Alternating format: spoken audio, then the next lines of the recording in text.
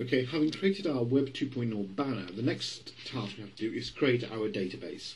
We're going to create a very simple database, which is just essentially a list of academic papers, and these papers they will have the various column names, journal title, title, week, and author, as we have here, and that is probably maybe all we need for now. I mean, probably later we want nicer stuff like abstract and comments and things like that. But for now, we'll just do author, week, and title. Now, if you look on here on the left, on the right-hand side, you'll see that this is whenever we create a project in Visual Studio, we create a folder for it, and that folder usually, by default, exists in underneath the My Documents /Visual Studio 2008 /projects directory. Okay, so that's where we can find our mobile standards, and you'll notice it's got this little field here which says update. Well, that actually is a directory. That is a subdirectory of our project directory, and this is the place traditionally where it's best to put databases. It's a convention, and it means that it's quite easy to say upload our entire code and data to a web server and then be able to serve that data from that web server as long as we follow these conventions. So good idea to put the database inside the updata folder. Okay, and so let's go into Access and create a database.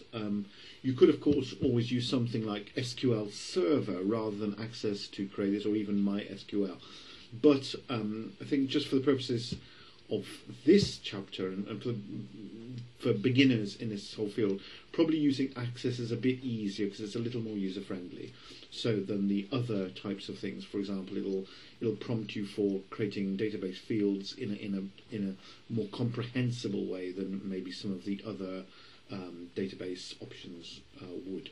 So let's open Access.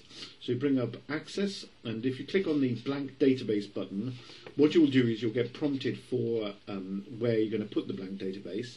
And here you have to give it a name. So I'm going to give mine the name of Mobile Standards, HSCDB, and then it also prompts you to where a directory. So let's click on here, and that should bring up a thing which will show you places where you can put it. So this is, I'm in My Documents. I'm going to double click on Visual Studio 2008, double click on Projects, and then I'm going to choose Mobile Standards, my project Mobile Standards, and double click on that as well. And then eventually I get to the App Data folder, and this is the place where I should put my database. Okay, so I can put my database there, click OK.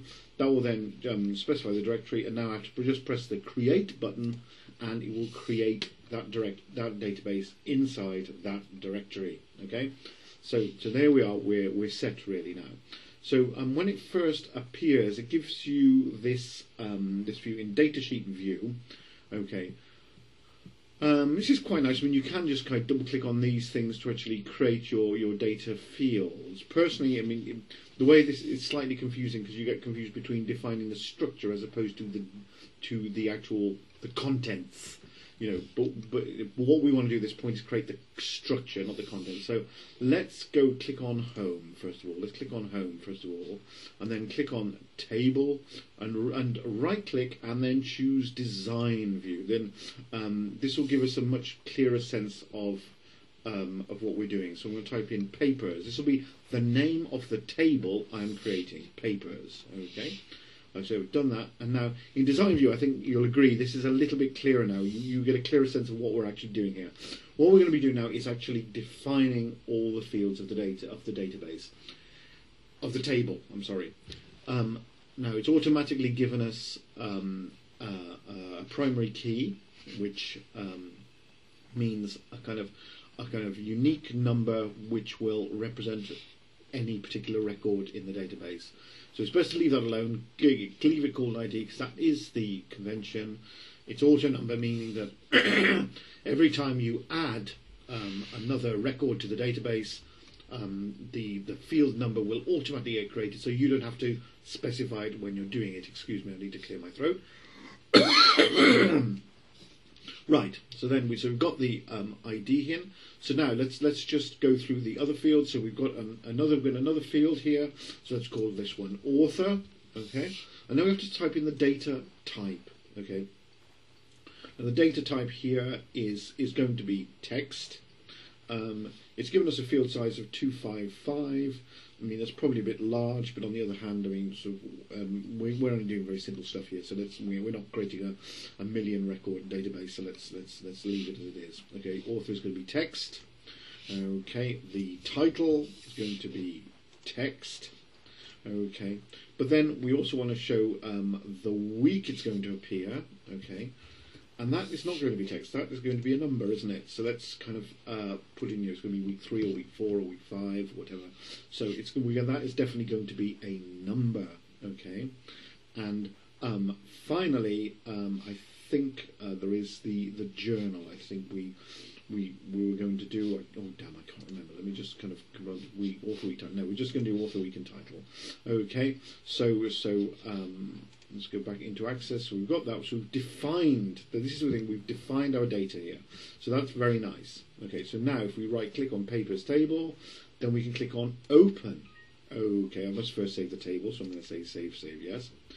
Now then, this has got us into a different, and again, closest field template into a different field. This is now where we add the content. So this is different. This is not defining the structure. This is actually putting things into an already defined structure. So now let me just put in author. Let me think. Oh God, Mark Weiser. Okay, the title, the computer for the 21st century. And then we're going to read it in week 3. Okay. So there's our first field. Our first record in the database. Let's me just for a moment. Let's clarify terms here. All of these things are records. These things are either we can call them fields, or we can call them column headers. Okay, or columns. So so those are things. So Mark Weiser, the computer for the 21st century, and then I can't remember any other titles. Or another Weiser one I can remember. So author Mark Weiser. There is ubiquitous computing on campus, and that is going to be also in week 3. Okay, so we've got there, if you like, 2 records in a database comprising 3 fields. And as you notice, I didn't put in the ID in either case because that is automatically created, and that's the way it should be. Okay, so that is essentially it. We've created our database. That's the second task done.